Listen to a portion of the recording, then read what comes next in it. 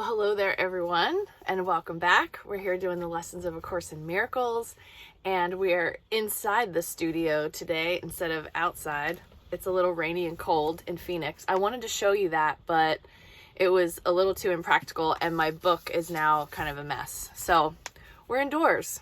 All right. And our lesson for today is lesson number 307. Oh, hey, partner. We have a special guest. That's Brian, my boyfriend. He wanted to be in the video, so now his wish came true. Interestingly, our lesson today is conflicting wishes cannot be my will. So hopefully our wishes are in alignment with each other from now on. Okay, here we go. Lesson 307. Father, your will is mine and only that. There is no other will for me to have. Let me not try to make another will, for it is senseless and will cause me pain. Your will alone can bring me happiness, and only yours exists. If I would have what only you can give, I must accept your will for me and enter into peace where conflict is impossible.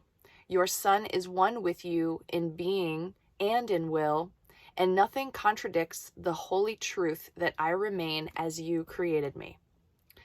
And with this prayer, we enter silently into a state where conflict cannot come, because we join our holy will with God's in recognition that they are the same.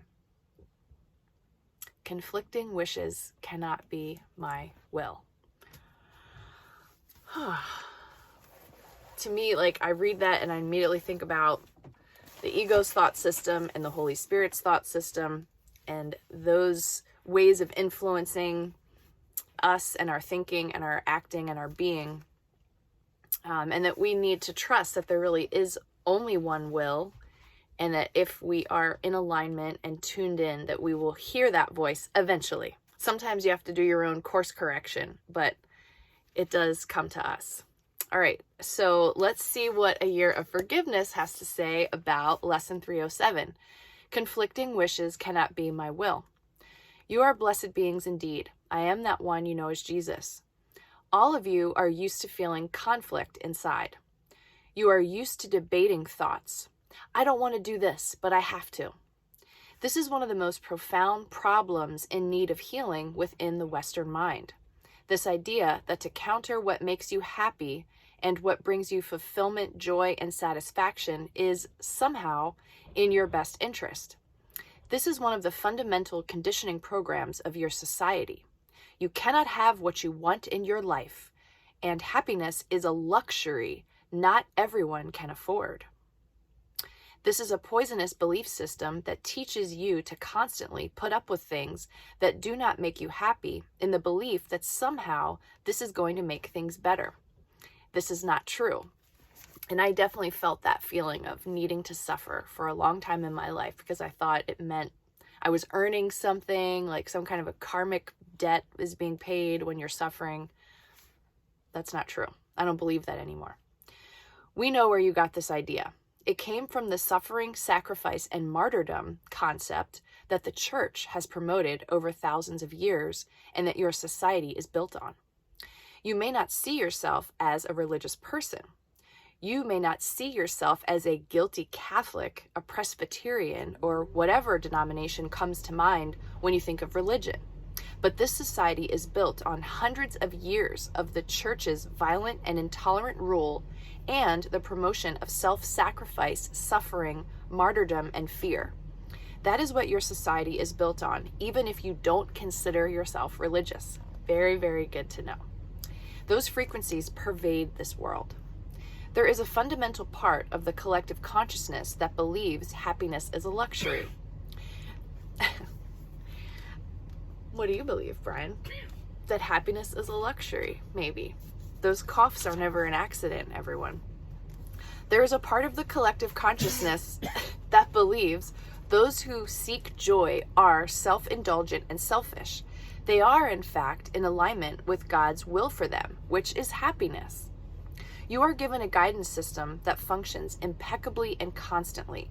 It is in alignment with love, and it is the invisible umbilical cord to the divine that tells you when you are in accord with love. you will feel good.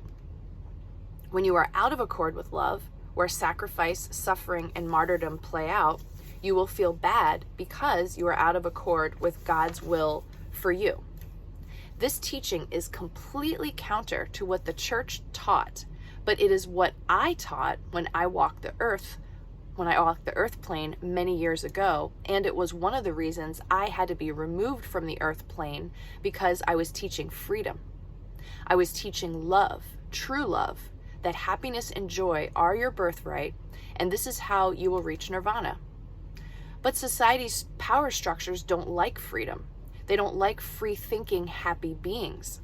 They need dysfunctional, fearful, limited, and frustrated beings to keep the economy going. So make your happiness the great act of revolution that you are going to participate in today. And in your happiness, you will become a better environmentalist, because in your happiness, you will not unnecessarily consume, which is what is promoted in your society at this time. Unhappiness makes for good company. So make your act of environmental revolution, if you care for your planet, one of being happy so that you do not need to endlessly consume your planet into oblivion. I am that one you know as Jesus, and we will speak to you again tomorrow. So I suspect that this talk about the environment is tacking on to whatever was going on in 2019 when Tina was channeling this particular lesson, this group of lessons. And I'll say that conflicting wishes cannot be my will. I had a little incident this morning where I felt super guilty because our toilet is clogged in the RV, and I really felt like it was my fault because I use a preponderance of toilet paper, even though it's one ply. And so I had to decide if I was going to make myself feel bad and guilty about it for the rest of the day or not. And I feel like that's just a little small example of how the ego kind of lost, because I feel happy again, I feel good again, and I let that shit go. So hopefully you can do that too. Enjoy doing this lesson today. We're at 307. We're really moving forward, and I feel like all the lessons are really combining these really important mantras and really important reminders for us for each day to choose love, forgiveness, peace over any of the riffraff and rhetoric of the ego. Lots of love to you all. Thanks for tuning in, and I'll see you tomorrow.